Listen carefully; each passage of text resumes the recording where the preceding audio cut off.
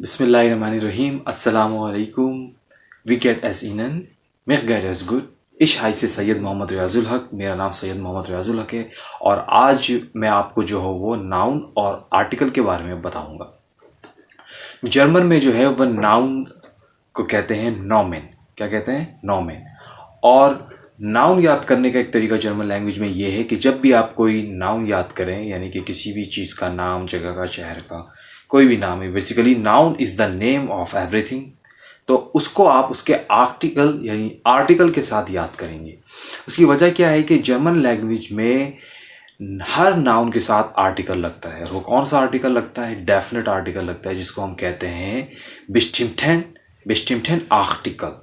बिस्टिम्टन article कहते हैं German language में। तो डेफिनेट आर्टिकल लगता है।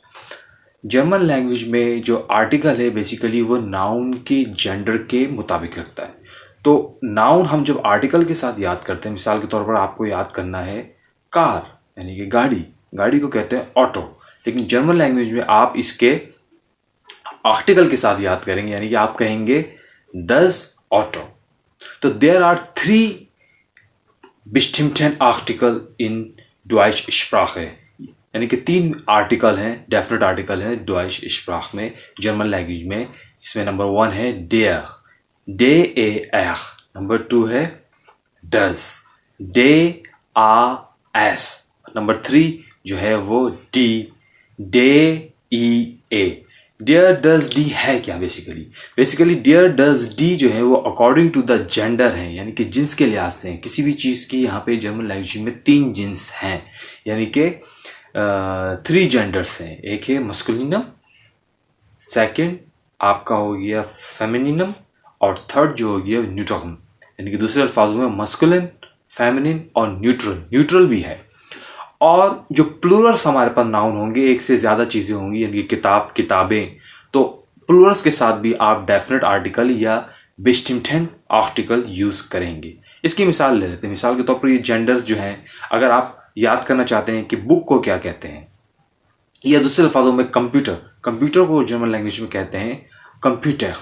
इसका आर्टिकल क्या है? डेयर। आप याद करेंगे डेयर कंप्यूटर, द कंप्यूटर। तो डेफिनेट आर्टिकल इंग्लिश में हमारे पास एक है द, लेकिन जर्मन में इस द को कहने के लिए 3 वर्ड्स हैं, जिसको हम कह रहे हैं बिस्टिम्टन आर्टिकल या डेफिनेट आर्टिकल कह रहे हैं। तो द को कहने के लिए 3 वर्ड्स हमारे पास कौन कौन से हैं? Dare, D, does. इन तीनों की मीनिंग यहाँ पे द आ रही है, लेकिन सम टाइम दस की मीनिंग जो है वो आपकी जो है वो दूसरे चीज़ों के लिए भी इस्तेमाल होता है, डेट के लिए भी इस्तेमाल होता है, डिमॉन्स्ट्रेटिव नाउन, डिमॉन्स्ट्रेटिव एडजेक्टिव के लिए भी यूज़ होता है। तो यहाँ पे जो है आपको एक बात ध्यान में रखनी है कि जर्मन लैंग्वेज में नाउन जब आप भी लिखेंगे, यानी किसी भी चीज़, जगह, शहर वगैरह, किसी का भी नाम लिखेंगे, वो स्टार्ट करेंगे कैपिटल लेटर से। कैपिटल लेटर से आपने नाउन स्टार्ट करना है। सेकंड, उसके आर्टिकल के साथ लिखना है।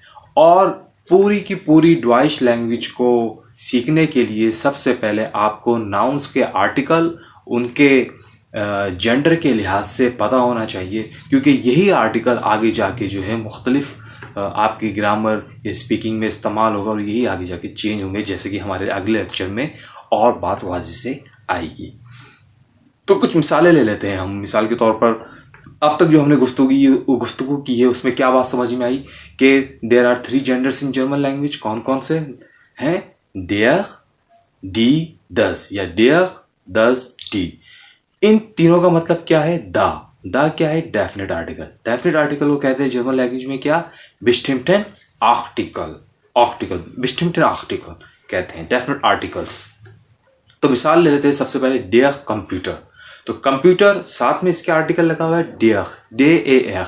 तो डेयर बता रहा है कि कंप्यूटर का जो जेंडर है वो मस्कुलिन है, कंप्यूटर मस्कुलिन है। सिमिलरली अगर हम कहते हैं डस ऑटो मीन्स कार, गाड़ी, तो डस आर्टिकल बता रहा है इसका, डस ऑटो मीन्स द कार। तो ये डस बता रहा है कि गाड़ी का जेंडर जो है वो न्यूट्रल है, न्यूट्रम है। सही। इसी तरीके से अगर हम बात करते हैं, मिसाल के तौर पर एक मिसाल ले लेते हैं कि भाई लैगरिन फीमेल टीचर को कहते हैं, तो डी लैगरिन द फीमेल टीचर। अगर Ich bin Lehrer मैं कहता हूँ तो आई एम टीचर, तो मेल टीचर के लिए जो वर्ड है Lehrer, Lehrer, Lehrer, टीचर। तो male teacher der Lehrer, female teacher die Lehrerin। तो इस तरीके से आपने देखा कि 3 मिसालों से आप जो है वो इस चीज को और समझ सकते हैं। सोफा। सिमिलरली डी टाशे, डी टाशे, टाशे कहते हैं बैग को, द बैग। डी टाशेन, द बैग्स, एक से ज्यादा बैग्स को आप कहेंगे टाशेन। तो इसी तरीके से आपको जो एक बात ध्यान में रखनी कि नाउन को हमेशा उसके आर्टिकल के साथ याद करेंगे, और यही आर्टिकल जब ये नाउन एज अ ऑब्जेक्ट जुमले में यूज हो रहे होंगे तो इनके आर्टिकल भी इनके जेंडर के मुताबिक, इनकी पोजीशंस के मुताबिक जो है वो चेंज होगी। तो आगे जब हम जुमले बनाना या सेंटेंस बनाना सीखेंगे तो फिर उसमें कुछ केसेस है जर्मन लैंग्वेज में, नॉमिनेटिव, एक्यूजेटिव, सही है, डाटिव और गिनेटिव। तो ये इस तरीके के केसेस आएंगे तो उसमें ये आसानी होगी। तो नंबर 1 चीज़ है, जब भी आप कोई नया याद करेंगे नाउन तो उसको उसके आर्टिकल के साथ याद करेंगे, डेफिनेट आर्टिकल के साथ याद करेंगे, बेस्टिम्टेन आर्टिकल के साथ याद करेंगे।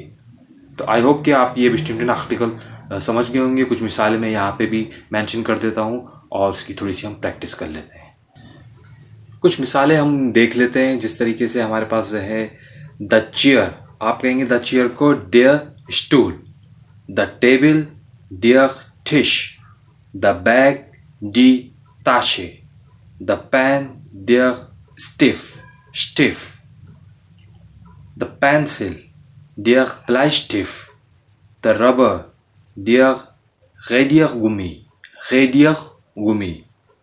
the man, der Mann, the woman, die Frauen, the son, die Sonne, the daughter, die Tochter, the father, der Vater, the mother, die Mutter, the grandfather, der Großvater, the grandmother, die Großmutter, the nephew, der Neffe, the niece, die Nichte, the colors, die Farben, the water, das Wasser, the glass, das Glas, the class, classroom जो होती, class, die Klasse, the car, das Auto, the bus, der Bus, the train, der Zug, the station, der Bahnhof, the aeroplane, das Flugzeug, the postman, der Postbote, the boat, das Boot, the ship, das Schiff, the fish, der Fisch, the sweet dish, das süße Gericht, the girl, das Mädchen, the boy, der Junge, the teacher, der Lehrer, the student, der Student। तो ये कुछ articles थे जो आपने देखे कि definite article जो है वो दा के साथ आप याद करेंगे तो फिर ये आपको उनके जेंडर्स का भी पता चलेगा। कि I hope you like this, इंशाल्लाह meet you another lecture, see you soon, बिश देन, बिश पेटर, ऑफ विडर्स देन, गुड बाय, अल्लाह हाफिज।